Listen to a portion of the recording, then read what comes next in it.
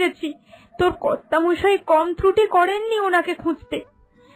কিন্তু দেখ, ও ও একটা ভালো আশ্রয় পেয়ে ঠিক ওখানে রয়ে গেছে।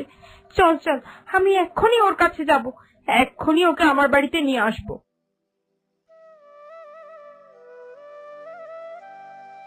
এই তো আমার সেই সাধের বিড়াল বিল্লু।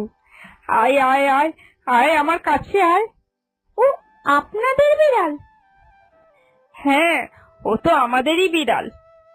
কিন্তু এখানে এসে মনে হচ্ছে ও এখন আর শুধুমাত্র আমাদের বিড়াল নেই।